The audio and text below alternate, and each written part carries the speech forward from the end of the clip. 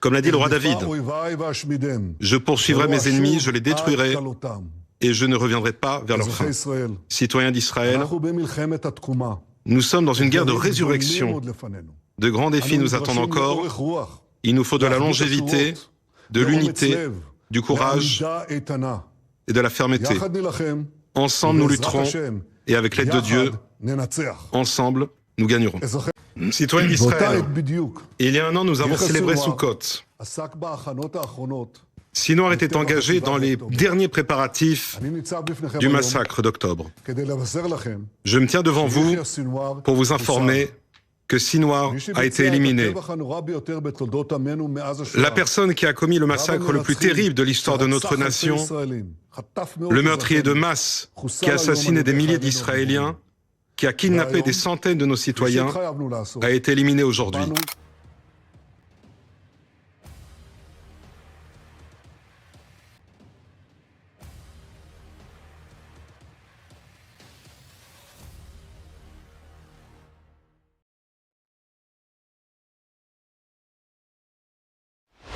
L'histoire de cet État est beaucoup plus complexe, marquée par des événements tragiques et des actions de justice post-Seconde Guerre mondiale.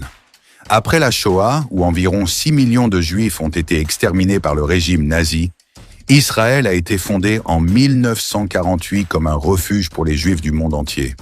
Mais pourquoi est-ce que le pays serait toujours confronté à des attaques d'armée? Quelle est la raison principale de cette bataille? Et qui est donc derrière ce conflit qui dure de décennies? Est-ce qu'il s'agissait justement de la naissance de la guerre de Gog et Magog, selon le livre d'Ézéchiel 38? Ce que vous allez suivre dans un instant. Salut et soyez le bienvenu à la chaîne.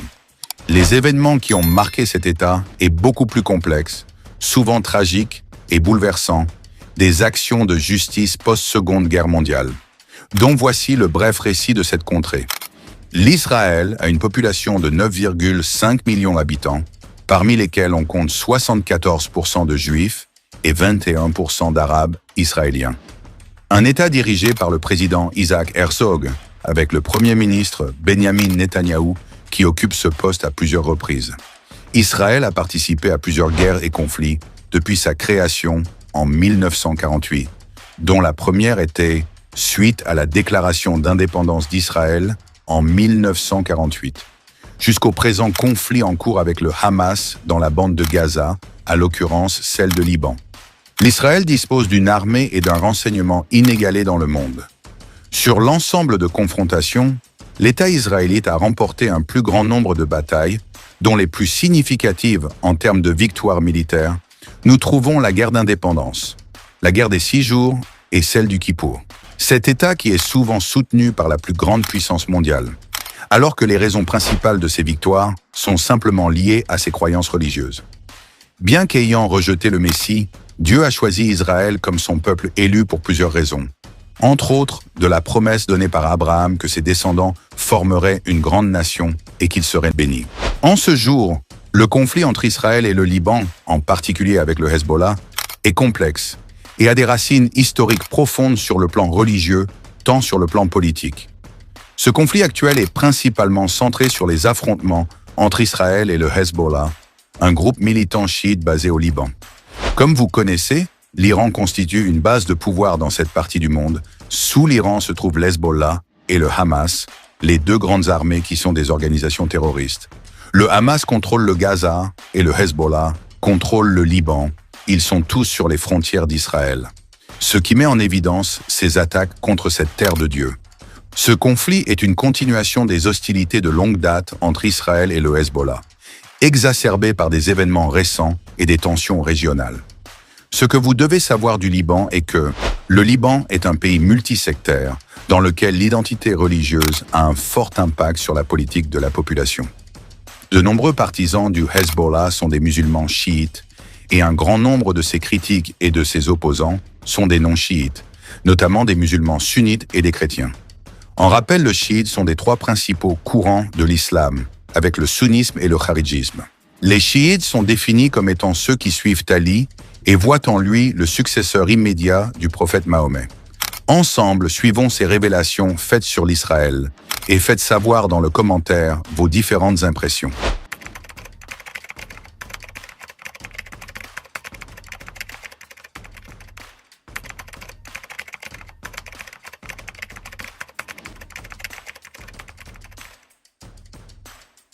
Citoyens d'Israël, il y a un an, nous avons célébré Sukkot. Sinwar était engagé dans les derniers préparatifs du massacre d'octobre. Je me tiens devant vous pour vous informer que Sinwar a été éliminé.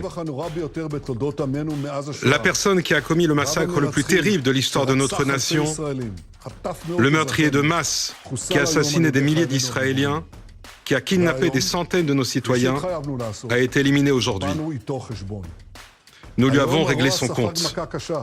Aujourd'hui, le mal a subi un coup dur, mais la tâche qui nous attend n'est pas encore terminée. Aux chères familles des otages, je le dis, c'est un moment important de la guerre. Nous continuerons de toutes nos forces jusqu'au retour chez vous de tous vos proches qui sont nos proches. C'est notre plus grand engagement, c'est mon plus grand engagement.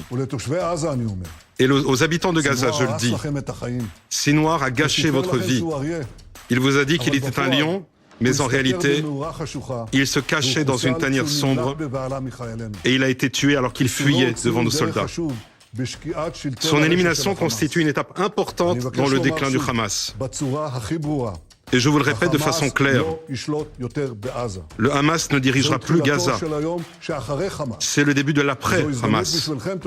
Et c'est une opportunité pour vous, habitants de Gaza, de vous libérer. Aux terroristes du Hamas, je le dis, vos dirigeants fuient et ils seront éliminés. Et j'appelle à tous ceux qui détiennent nos otages, celui qui dépose les armes et rend nos otages, nous lui permettrons de sortir et de vivre. Et de la même manière, je le dis, quiconque fait du mal à nos otages, nous lui réglerons son compte.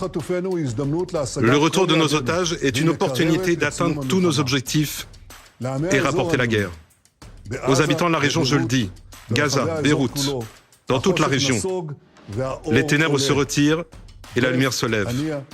Def, Anieh, Sinwar, Nasrallah, Akil et de nombreux de leurs associés ne sont plus.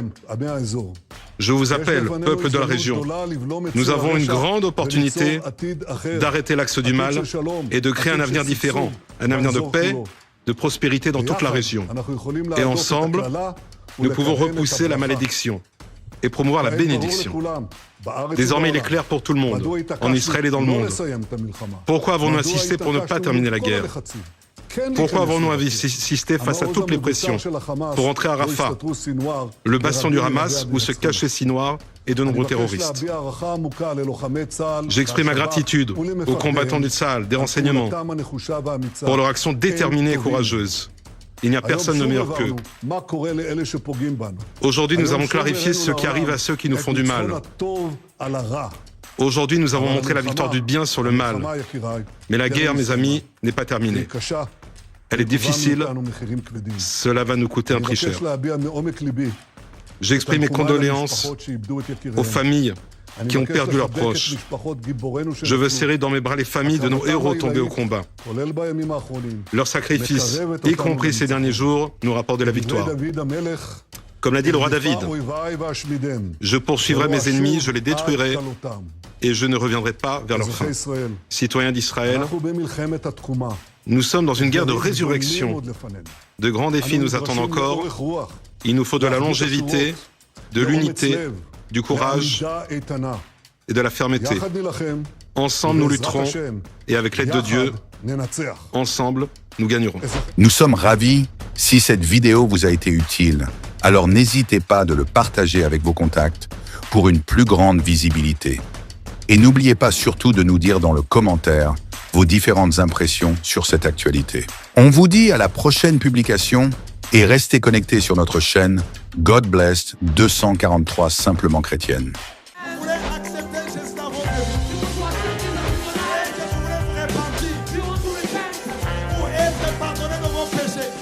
C'est pourquoi, mes amis, vous ne pouvez pas croire dans un prophète qui vient, qui dit que lui, il est le chemin. J'étais païen, j'étais beau. Je deviens chrétien, je deviens vilain. Comment? Le silence n'est pas un vide, c'est un puissant langage de celui qui sait ce qu'il fait.